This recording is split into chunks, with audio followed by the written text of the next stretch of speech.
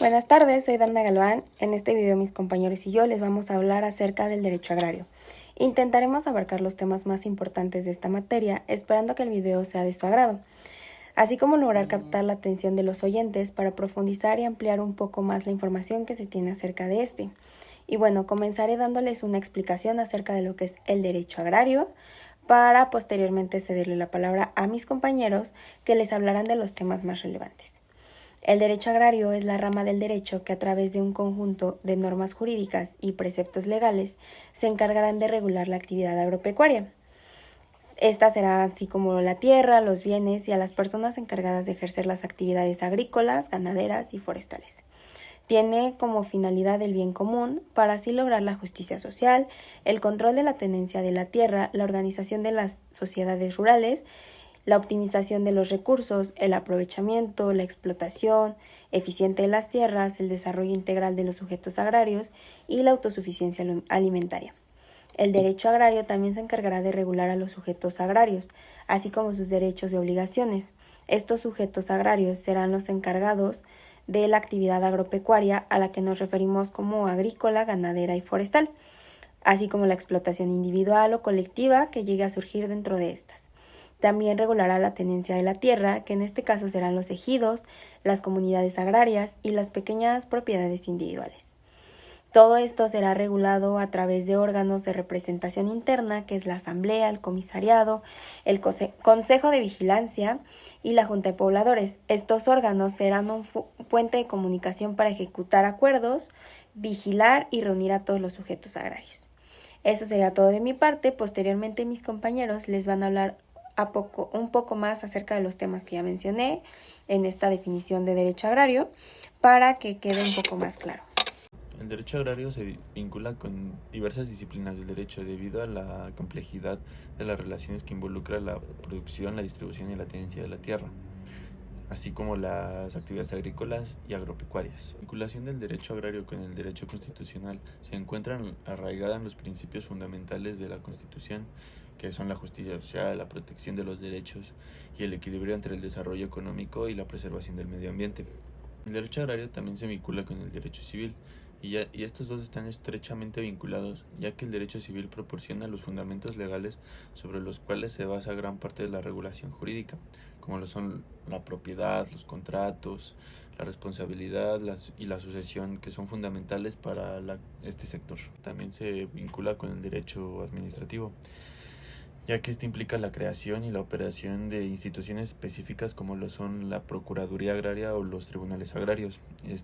Y estos órganos se rigen a través de normativas administrativas que regulan su funcionamiento, su competencia y sus procedimientos. Aquí obviamente entran los procedimientos administrativos, como lo son los trámites de los títulos de propiedad o concesiones agrarias que estén sujetos a la normativa administrativa.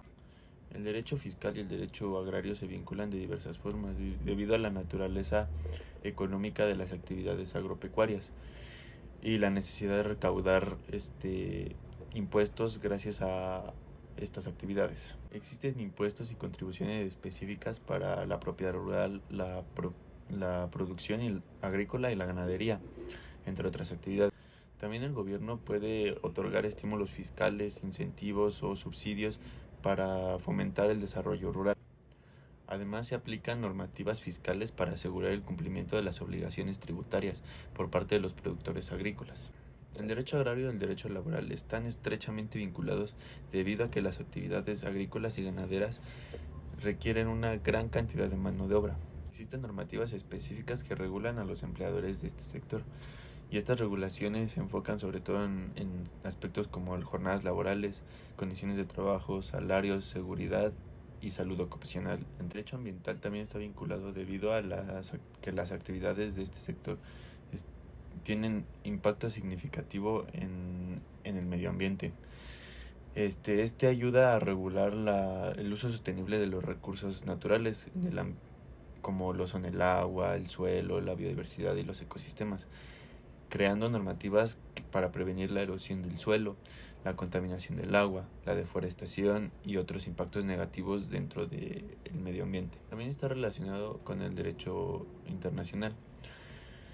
Se manifiesta a través de los tratados comerciales, regulaciones internacionales, acuerdos sobre seguridad alimentaria, la conservación del medio ambiente, la cooperación en el desarrollo rural y otras áreas que impactan directamente en las políticas de regulación agrícola a nivel nacional e internacional.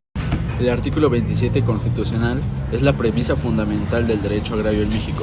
Este mismo nos menciona a grandes rasgos la composición de las tierras, los sujetos agrarios y sus núcleos, así como también los derechos y obligaciones por parte de estos mismos.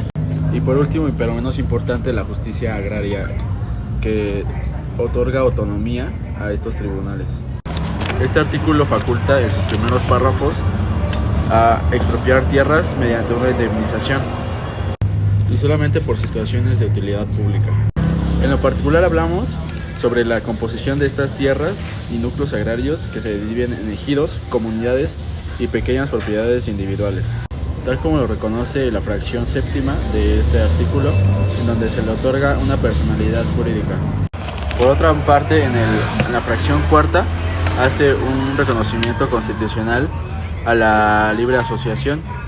Esto va de acuerdo a la limitación de tierras y en su extensión, y esto va a ir de acuerdo al objeto social. Respecto a los pueblos indígenas, la ley protege especialmente a estos grupos vulnerables creando mecanismos jurídicos, pero siempre y cuando sean sujetos agrarios. Otra fracción muy importante es la octava, en donde nos explica todas las nulidades respecto a las tierras. Una de ellas es la prohibición de venta, donación y cesión del dominio de las tierras pertenecientes a comunidades hechas por políticos. La otorgación de derechos sobre aguas, tierras y montes hechas por autoridades federales para fines ilícitos. Y también diligencias como los remates hechas por autoridades, jueces u otras compañías. Vamos a hablar ahora de los latifundios, en donde en su fracción quinceava nos menciona aquellos territorios o extensiones que son permitidas por la ley. Dentro de esta fracción se computan todas las equivalencias respecto a tierras de riego, temporal, agostadero y agostadero en terrenos áridos. Cada uno de estos tipos de tierras tiene su propia delimitación para sus propios fines. En la fracción 19 hace una puntuación especial para asegurar la correcta impartición de justicia expedita y honesta y darle una seguridad especial a los campesinos. También se le otorga total autonomía a los tribunales agrarios para la impartición y administración de la justicia. La ley establecerá un órgano especial para la procuración de justicia agraria, esta para promover el empleo, promoverá el desarrollo rural integral, fomentará también las actividades agropecuarias y forestales para el óptimo desarrollo de las tierras.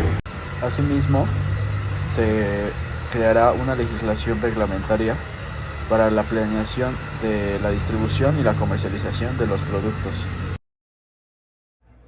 Generalidades de la ley agraria. Derechos agrarios. Establecen los derechos de los ejidatarios y comuneros sobre la tierra, así como sus obligaciones y formas de organización en las comunidades agrarias. Reforma agraria. Define los procesos de distribución, regularización y adjudicación de la tierra, con el objetivo de garantizar la justicia social y la equidad en la tenencia de la tierra. El uso y el aprovechamiento de la tierra. Regula las actividades agrícolas, forestales y pecuarias y establece lineamientos para el uso sostenible de los recursos naturales. Protección de derechos de trabajadores agrícolas. Establece disposiciones para proteger los derechos laborales de los trabajadores del campo, como salario, condiciones de trabajo y seguridad social. Y el desarrollo rural. Contiene disposiciones para promover el desarrollo económico y social de las zonas rurales, mediante programas de apoyo, incentivos y proyectos productivos. Hola, mi nombre es Itzel Stephanie Morales Ruiz y yo le voy a hablar sobre el ejido. Este se encuentra regulado a partir del artículo 9 al 97 de la Ley Agraria.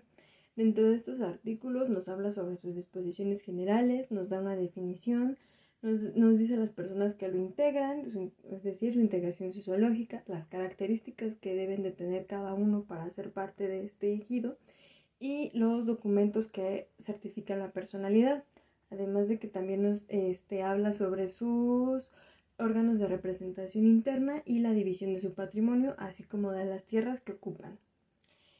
Para empezar, le voy a dar una pequeña definición sobre lo que es un ejido. El ejido es el núcleo agrario perteneciente a la propiedad privada que tiene ciertas características. Dos de las más importantes es que cuenta con una personalidad jurídica que se puede adquirir a través de contratos. Y la otra es que cuenta con patrimonio propio. Dentro de este patrimonio propio, como por ejemplos, podría ser las aguas, los bosques, las semillas, sus utensilios para ocuparlos en la tierra, el fondo común, sus ganancias, etc. Otras características también importantes es que son sujetos agrarios colectivos, es decir, que son una persona moral. Su actividad principal es la agropecuaria y su explotación puede ser tanto individual como colectiva. Ahora les voy a decir sobre su integración sociológica. Se encuentran integrados por ejidatarios, avecindados, jornaleros agrícolas y posesionarios. Los ejidatarios son hombres y mujeres mexicanos titulares de propiedad y de derechos y mayores de edad. En esta de la mayoría de edad se encuentran dos excepciones que nos marca la ley. La primera es que nos dice que puede ser por cualquier edad, solo si es por sucesión, y la segunda es si tiene una familia a su cargo. Estas atribuciones las podemos encontrar a partir de los artículos 12 y 15 de la Ley Agraria. Después tenemos a los avecindados, que igualmente son hombres y mujeres mexicanos titulares de derechos mayores de edad, con sus excepciones, pero estos deben de tener una permanencia de 1 año o hasta más dentro del ejido para que se les pueda dar ese reconocimiento. El reconocimiento ellos lo piden a través ya sea de la asamblea o de los tribunales agrarios. Después tenemos a los jornaleros, que son hombres, mujeres o en sí las personas que trabajan la tierra. Y finalmente tenemos a los posesionarios, que son hombres y mujeres igualmente mexicanos que buscan la adquisición de la titularidad por el transcurso del tiempo y no lo van a pedir, sino que se les va a conceder por el transcurso del tiempo a través de la enajenación. Después tenemos los documentos que van a acreditar la personalidad de estos sujetos que intervienen en el ejido. Primero tenemos el certificado de derechos agrarios expedido por la institución correspondiente. Otro puede ser el certificado parcelario. Y por último tenemos que puede ser también por sentencia o resolución relativa del Tribunal Agrario. Todas estas especificaciones se encuentran en el artículo 16 de la Ley Agraria. Ahora pasaremos por la organización interna del ejido. Como órganos obligatorios tenemos 3, que es la asamblea, el comisariado y el consejo de vigilancia. La asamblea, sus atribuciones y su organización se encuentran en el artículo 22 y en el artículo 23. Nos dice que es el órgano supremo del ejido, donde participan todos los ejidatarios y excepcionalmente también pueden participar los posesionarios. Su duración es indefinida, pero se deben de reunir al menos una vez cada 6 meses. Se emiten resoluciones a través de votos de todos los ejidatarios presentes y estas deben de ser obligatorias para los presentes y también para los ausentes.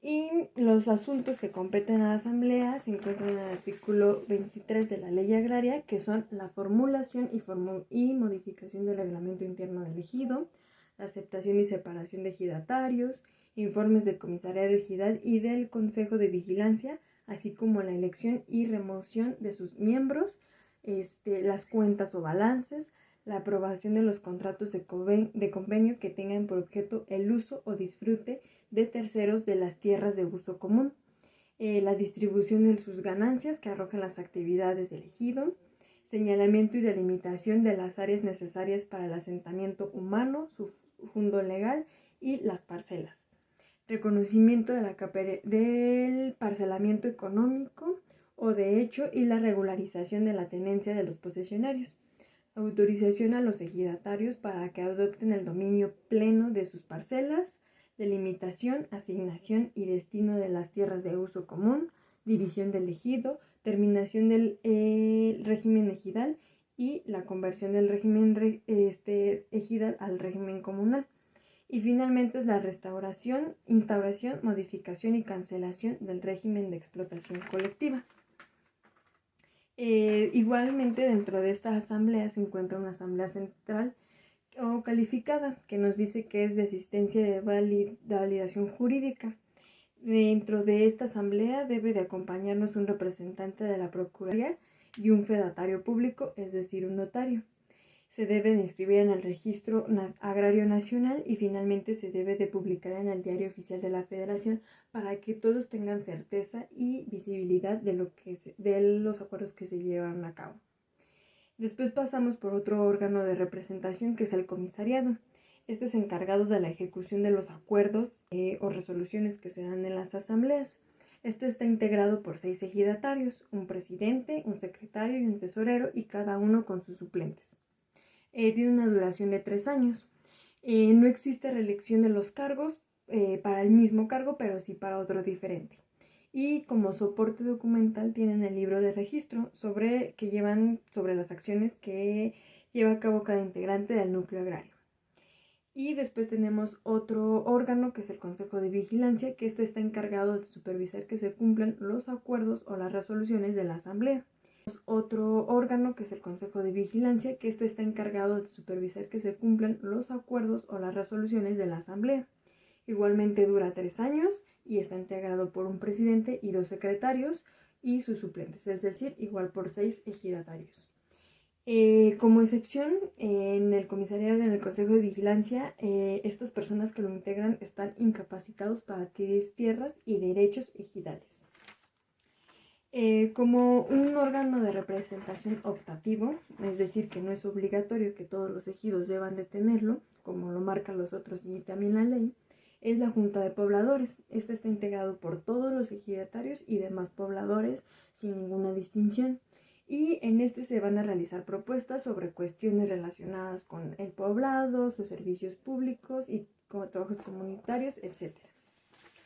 Y finalmente les hablaré sobre su patrimonio, que está dividido en tierras parceladas, tierras de asentamiento común y tierras de uso común, además de unidades productivas y solares urbanos. Para empezar, las tierras parceladas son la superficie productiva del ejido que se ha fraccionado y cuyo derecho de aprovechamiento, uso y usufructo corresponde de cada parcela a su ejidatario en general. Que se les haya asignado. Se trata de tierras de cultivo cuya finalidad será asegurar mediante el trabajo agrícola la subsistencia alimenticia, ya sea de la familia campesina o también para la comercialización de estas cosechas. Después tenemos las tierras de asentamiento humano, que es el área donde se va a dar el desarrollo de la colectividad.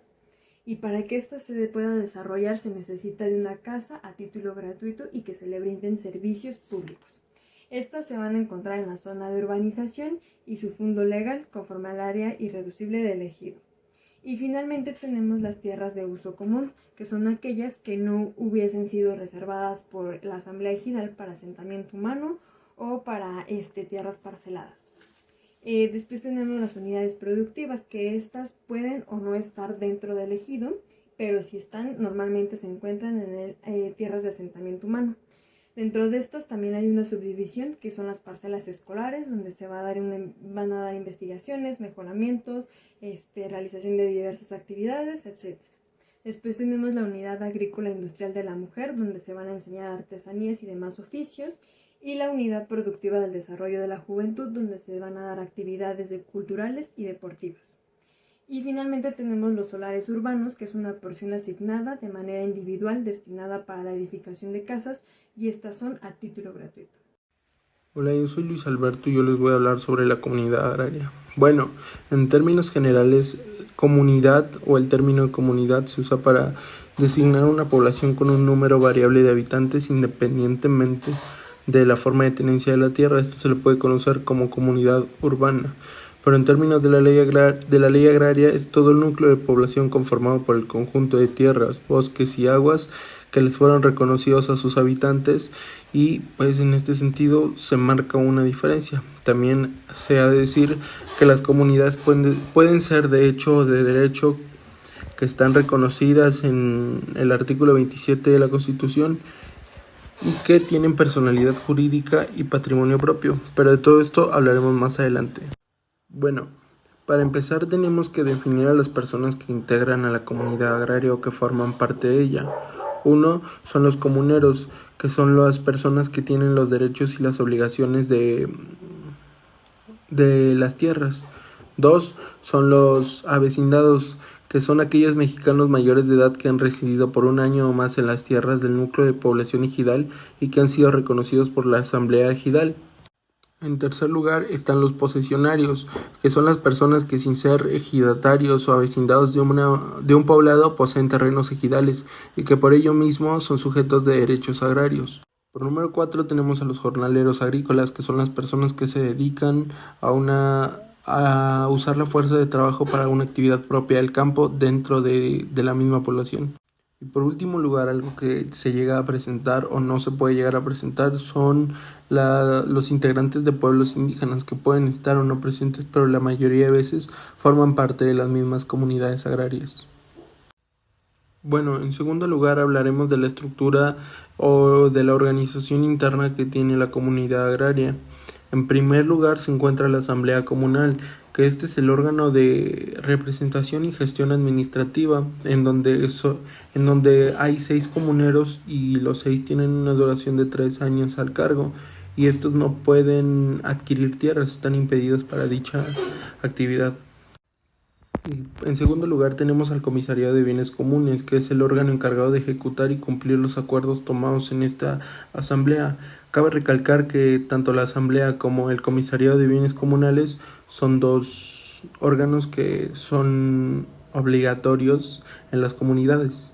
Ahí hice este señalamiento porque pueden haber órganos optativos, por así decirse, los cuales serían el Consejo de Vigilancia, que es el que vigila al Comisario de Bienes Comunales, que hagan bien su trabajo, que cumplan con sus funciones de la manera en la que deben cumplir con sus funciones. También tenemos a los grupos o subunidades que se llegan a formar dentro de la misma comunidad, y por último la Junta de Comuneros. En tercer lugar hablaremos del patrimonio, que es conforme a la proporcionalidad es conforme a cómo se subdividan las tierras y en la finalidad que van a tener esta. Al igual que en el ejido se encuentran de asentamiento humano, uso común y parceladas, pero en este caso pueden ser inalienables, imprescriptibles e inembargables.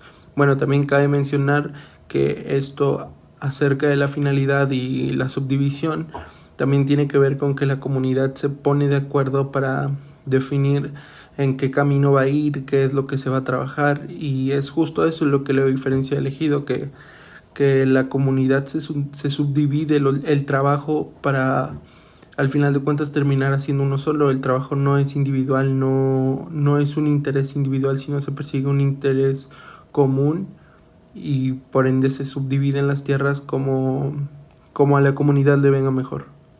En este sentido también podemos definir que no hay un número de habitantes establecido, es un número variable de habitantes siempre y cuando sean mayores de edad, sean mexicanos. Bueno, y cuando les mencioné la definición de lo que es comunidad y comunidad agraria, también mencioné una clasificación, que estas pueden ser de hecho o de derecho. Cuando me refiero a de hecho, me refiero a que no necesitaron solicitar un reconocimiento para empezar a comportarse como comunidad, porque ya habían llegado a acuerdos o porque se platicó y todos estuvieron de acuerdo. Y cuando es de derecho, cuentan con un reconocimiento o es una formalidad que le dan a esto en caso de que algún miembro no esté de acuerdo o para simplemente tener esa formalidad. Por último voy a mencionar las premisas legales de la comunidad agraria, y que vienen del artículo 98 al 107 de la ley agraria, y a grandes rasgos les diré de qué trata cada uno. El artículo 98 nos habla de cómo pueden obtener este reconocimiento como comunidad, y nos menciona 4 importantes, que es una acción agraria de restitución, un acto de jurisdicción voluntaria promovido por quienes guardan el estado comunal, la resolución de un juicio promovido por quienes conserven este estado comunal y el procedimiento de conversión de ejido a comunidad, es decir, como lo hablábamos hace rato, simples formalidades para tener pues esa denominación de comunidad agraria. El artículo 99 nos habla de cuáles son los efectos que surgen a partir de este reconocimiento, que vienen siendo que la personalidad jurídica del núcleo de pobladores ya es reconocida, la existencia de un comisariado de bienes comunales como órgano de representación y gestación administrativa, como lo mencioné cuando expliqué la organización interna, la protección especial a las tierras comunales que las hace inalienables, imprescriptibles e inembargables, como igual se los mencioné hace rato, y pues los derechos y obligaciones son para la comunidad y los comuneros.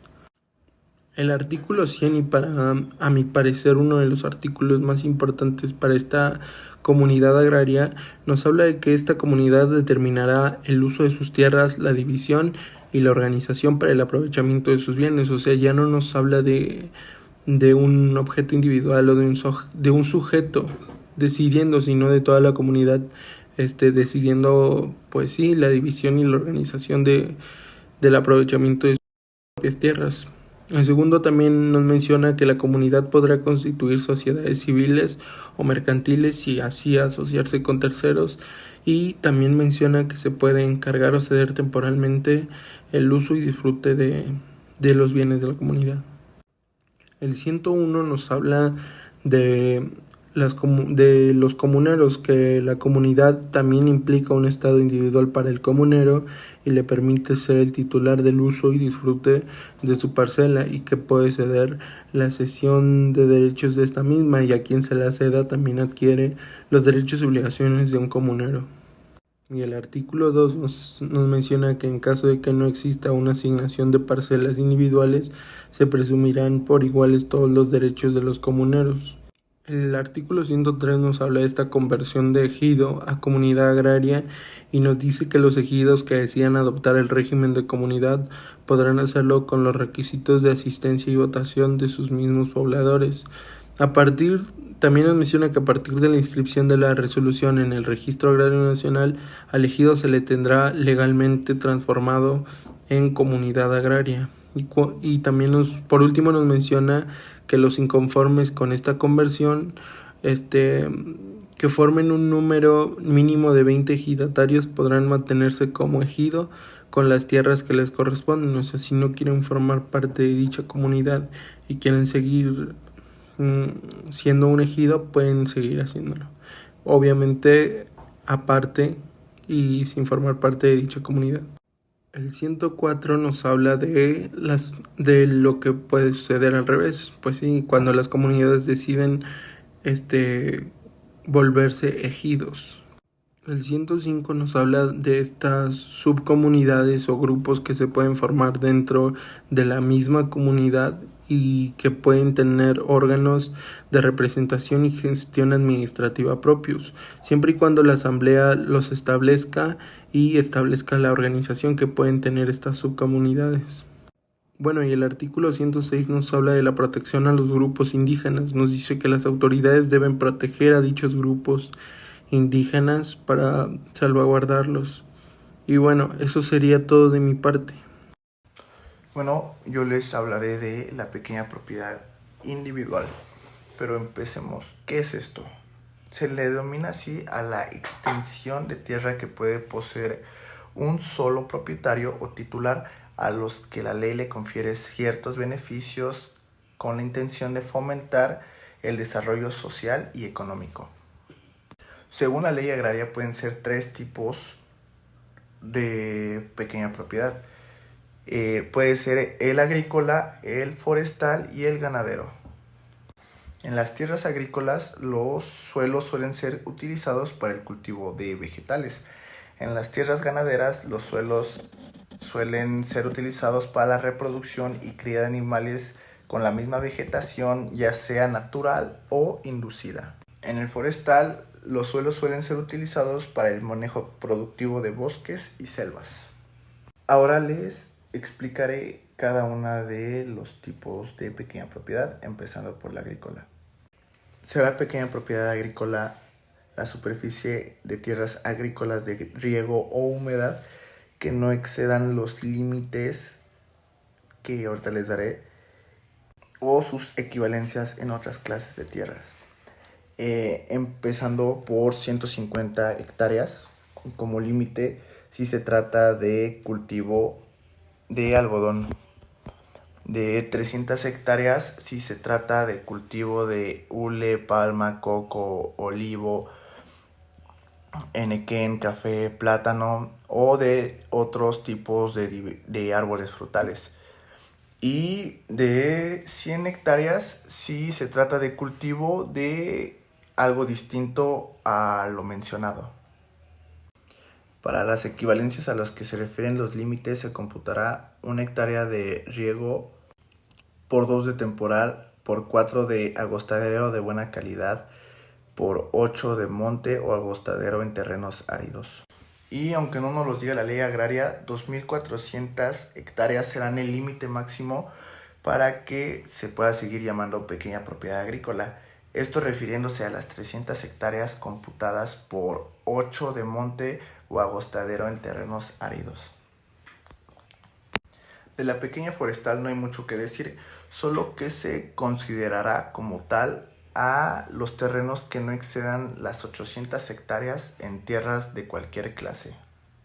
Y por último tenemos a la pequeña propiedad ganadera, que esta será la superficie de tierras ganaderas que, de acuerdo al coeficiente de agostadero ponderado de la región de que se trate, no exceda de la necesaria para mantener hasta 500 cabezas de ganado mayor o su equivalencia en ganado menor. Y como dato extra, Zagarpa es la entidad gubernamental encargada de la emisión de la tabla de coeficiente de agostadero ponderado. Para terminar, les puedo decir que las tierras que excedan los límites de la pequeña propiedad deberán ser fraccionadas y enajenadas de acuerdo a las disposiciones federales. Y esto ha sido todo por mi parte. Buenas tardes, profesora. Mi nombre es Alberto Edgar Rodríguez Hertz y a mí me toca hablarles del RAN, del Registro Agrario Nacional, RAN por sus siglas, Registro Agrario Nacional, que es un órgano desconcentrado que pertenece a la Secretaría de Desarrollo Agrario Territorial Urbano, SEDATU, y que está encargado del control de la tenencia de la tierra ejidal y comunal y de aplicar y brindar seguridad jurídica documental derivada de la ley agraria. De igual forma, el Registro Agrario Nacional se encuentra al servicio de los campesinos, de otorgarles seguridad jurídica, de otorgarles asesoría, de otorgarles orientación y de hacerles valer sus derechos sobre las tierras donde viven. De igual manera, de sus peticiones y demás inquietudes. Este cuenta con diversos trámites, 55 en total, pero para hacerlo vamos a hablar de los más comunes. Y estos hay que tenerlos en claro, solo pueden ser solicitados, hechos o utilizados por los avecindados, los posesionarios y evidentemente los comuneros y los ejidatarios. Solamente estos 4. Y bueno, estos trámites tienen algunos principales como son la constancia de inscripción o vigencia de derechos, la enajenación de derechos parcelarios, la inscripción de los acuerdos de la asamblea, la transmisión por derechos de sucesión y la inscripción de sentencias, a su vez de la expedición de copias certificadas y, más importante, el depósito y apertura de las listas de sucesión, entre otros varios. El RAN tiene como objetivo o como una misión trabajar de manera eficaz, honesta y con valores para garantizar así los derechos de los sujetos agrarios, para protegerlos, que no sufran abusos y al ser sujetos que pueden ser discriminados o tratados con marginalidad, darles esa seguridad y fe jurídica y registral que sea pública para continuar con la tenencia de sus tierras, que no sufran abusos y puedan seguir garantizando que a través de generación en generación, como se ha ido haciendo, los derechos de sucesión sigan perteneciendo a su familia o a las personas que ellos decidan. El RAN tiene una oficina o un órgano en cada estado de la República y a su vez en cada estado de la República, en sus municipios o alcaldías, como es el caso de la Ciudad de México, tiene diversas oficinas en las cuales se pueden generar esos trámites. De igual manera, si se prefiere, también existe el Archivo General Agrario, donde se resguardan toda la información de la propiedad social del país.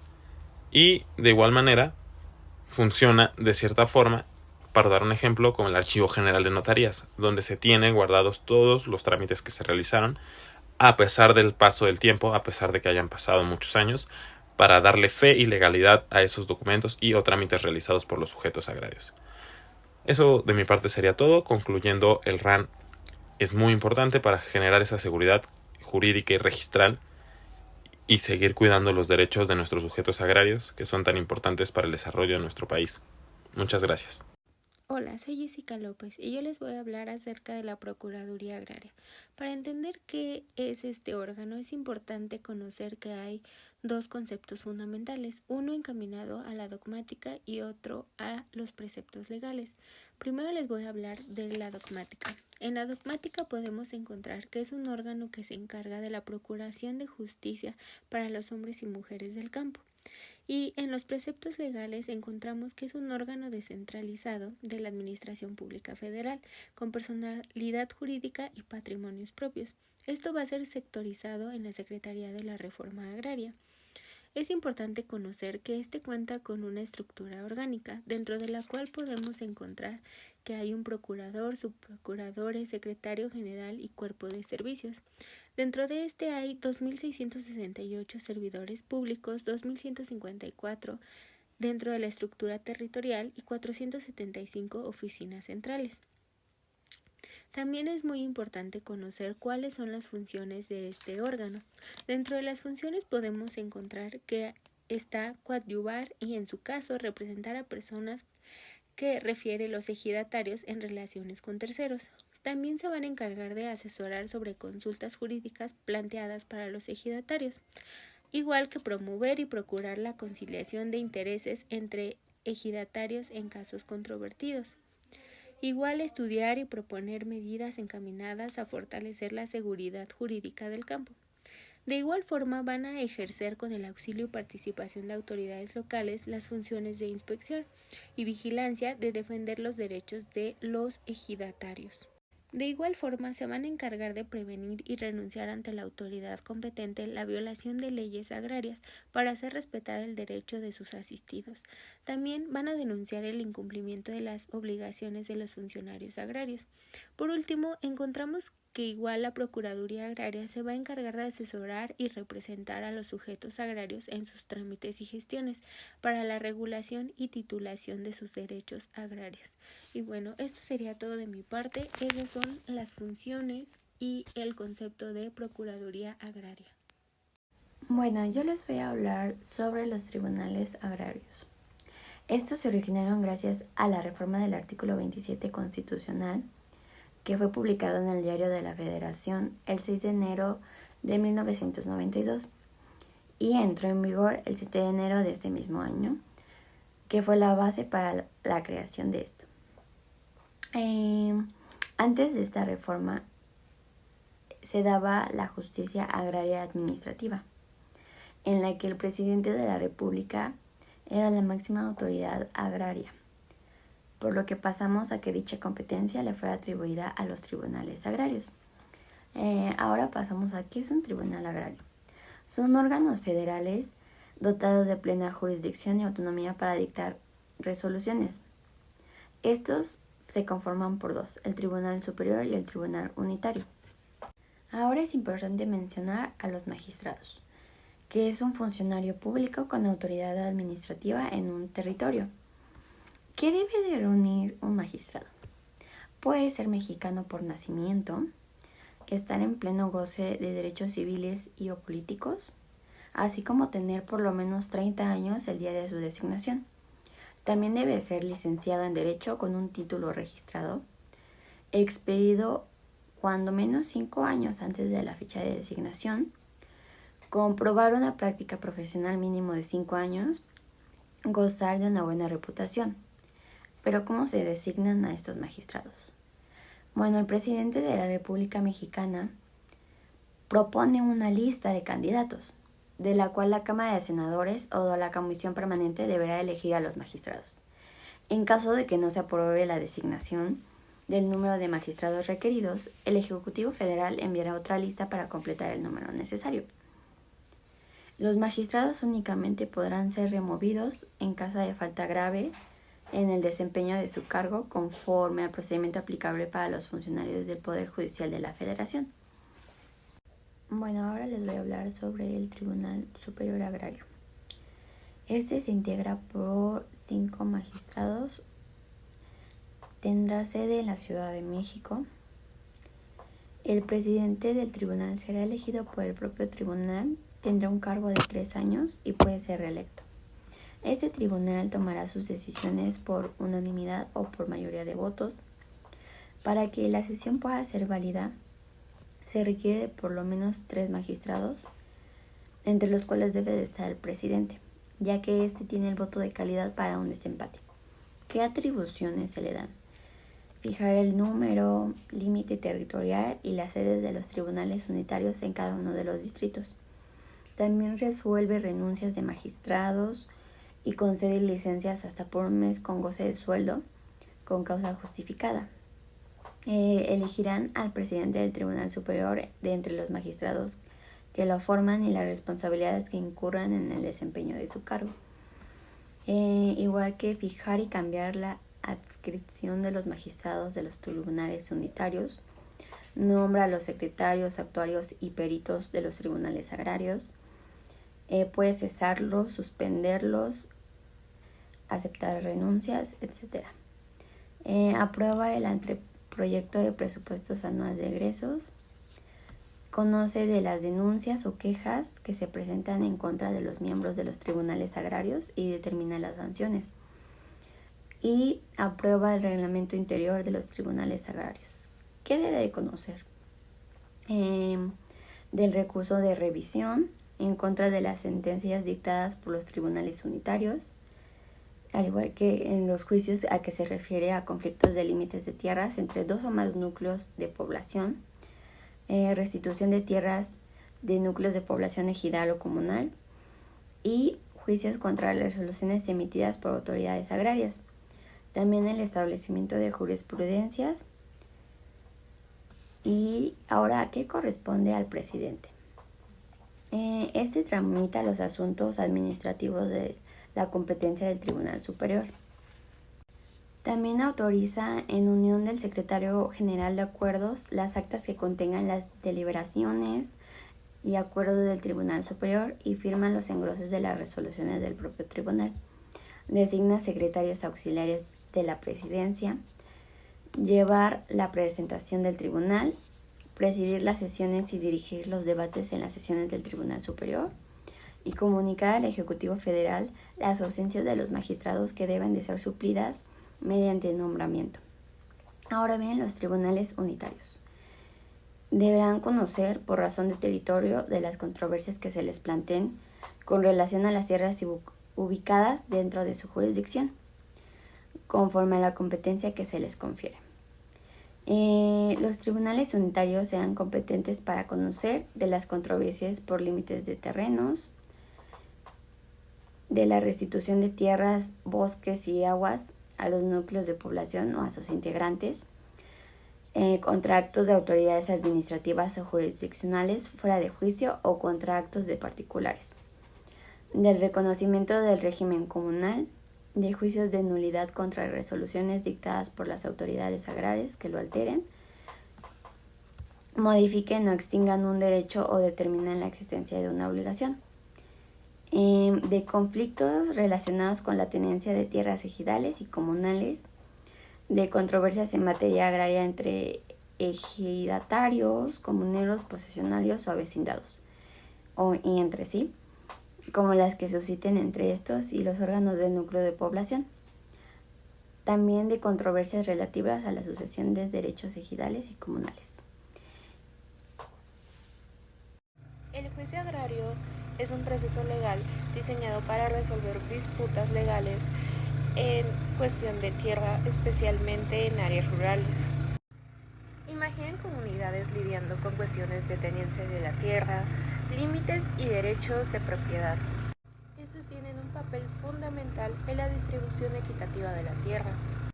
Esto quiere decir que el juicio agrario se convierte en una herramienta esencial para lograr una justa resolución en las disputas. Ahora, ¿cómo funciona el juicio agrario? En términos sencillos, el juicio agrario sigue un proceso legal estructurado, el cual contiene pruebas, audiencias y decisiones judiciales.